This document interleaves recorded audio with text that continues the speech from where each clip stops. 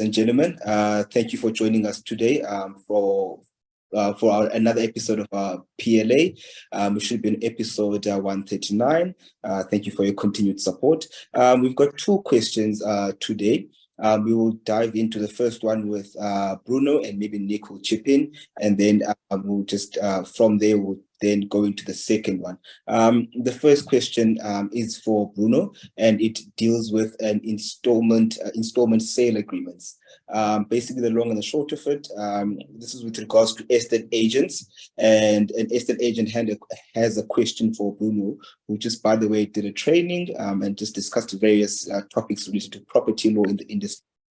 Basically, this question, Bruno, is quite open-ended, but it basically focuses on how important are installment sale agreements for estate agents specifically, right?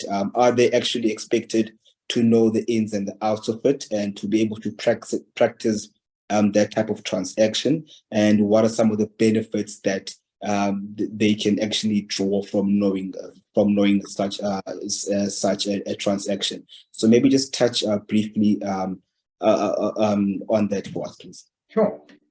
So it's when a person sells a property or when somebody's buying a property, the one problem that we're experiencing is they only know as much as they know. So if they're working with an estate agent or a property practitioner that doesn't necessarily know any better, they're limited in the choices that they have. So that's a very clear-cut professional answer to that question, right? So should a property practitioner or an estate agent know about installment sale agreements? Yes, it is definitely a must, right?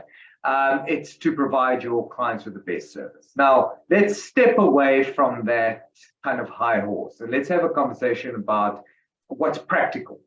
Why do estate agents want to use installment sale agreements, right?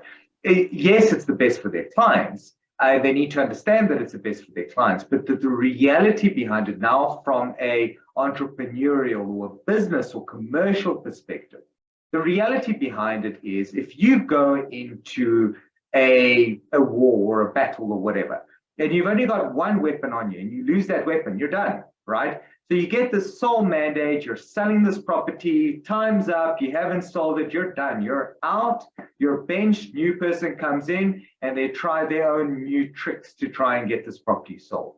So it's a different perception. It's not just about serving the client the best, which it is, right? That is perception number one. I'm not taking away from that, but perception number two is from a business perspective, why wouldn't you? It's a tool. So now you go in, you have a 3-month mandate, you start seeing that you're not getting the interest that you need to get, but you've got access to purchases that have cash, maybe not affordability. You've got access to foreigners that bring cash into the country but can't get bonds from the bank, right? You've got access to guys with bad credit records, which is a big thing.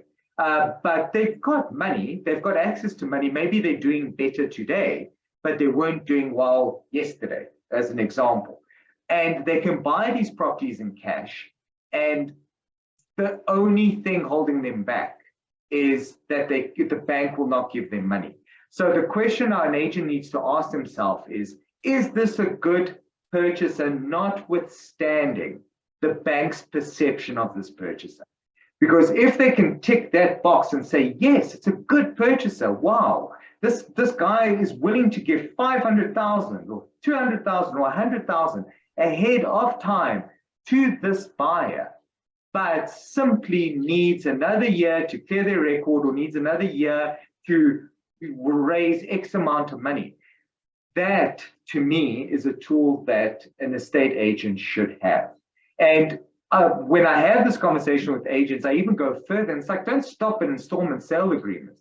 If you can broker a loan, if you can broker a JV, if you can broker anything that involves a property deal, right? A rent to buy, option contract, all of these things, you can work this into your arsenal, and with this actually be able to charge a comp for facilitating deals that other estate agents don't have a fundamental understanding of. So on both counts of client service and making your practice, as it were, like commercially lucrative, yes, you should probably know installment sale agreements and how to use them. 100%. So yeah, definitely it sounds like there's absolutely more benefits to obviously knowing it than not knowing it. And if you are in the property industry, those type of tools to sort of make sure that deals do go through can prove to be very worthy. So absolutely.